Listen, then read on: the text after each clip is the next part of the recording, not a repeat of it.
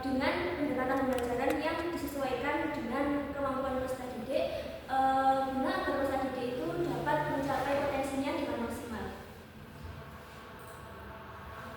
Untuk selanjutnya, yang kedua adalah mengenai visi pribadi saya sebagai calon guru. Jadi untuk visi pribadi saya sebagai seorang calon guru adalah saya ingin mewujudkan pembelajaran yang adaptif dan juga personal dengan pendekatan pembelajaran yang disesuaikan dengan kemampuan peserta didik, dengan tujuan agar peserta didik dapat mencapai potensi terbaiknya.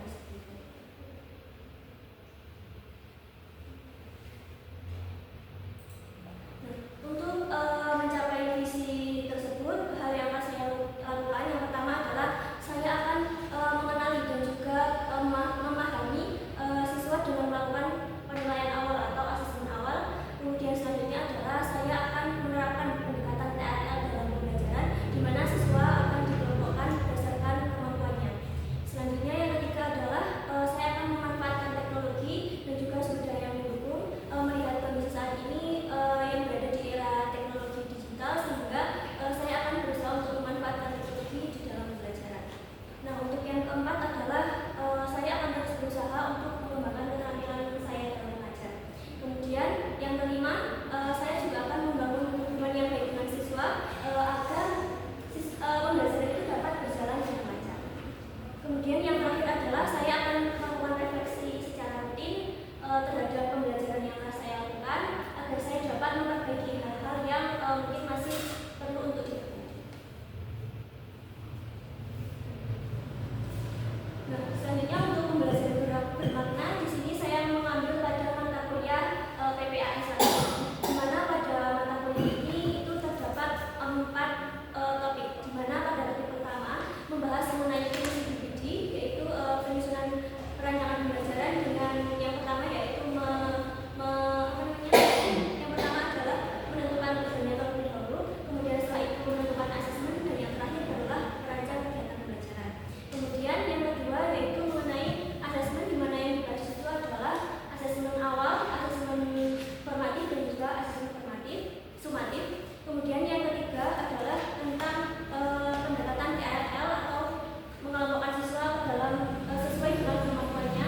Kemudian yang keempat adalah tentang rancangan pembelajaran menggunakan pendekatan CRT, di mana ini berkaitan dengan budaya. Nah, dari keempat topik tersebut saya memilih pada topik 3, yaitu mengenai pendekatan TRL atau mengelompokkan siswa sesuai dengan kemampuannya.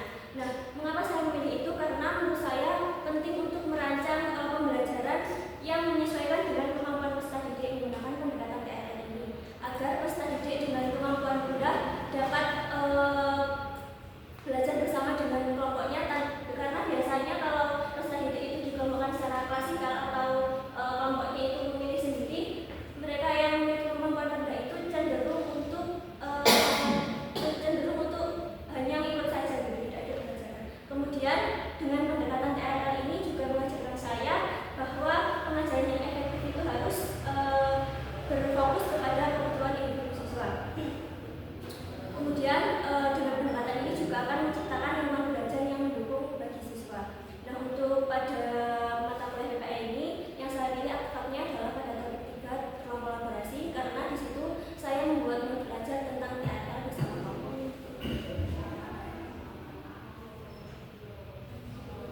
Selanjutnya adalah desain inovasi. Di sini saya menggunakan pendekatan TRL dan media tanda tadi. Mengapa saya memilih inovasi tersebut? Karena dengan pendekatan TRL tadi itu guru dapat memfasilitasi kemampuan siswa yang beragam. Kemudian saya menggunakan media tanda tadi karena dengan itu siswa akan terlibat aktif dalam pembelajaran dengan bermain, sehingga mereka juga tertarik untuk ikut pembelajaran. Selain itu dengan permainan mereka juga, yang saya lihat itu kompetitif sekali di dalam kelas. Anak-anak yang cenderung pasif itu jadi tertarik untuk ikut pembelajaran sendiri. Selanjutnya media ini juga saya kombinasikan dengan penggunaan teknologi, sehingga juga dapat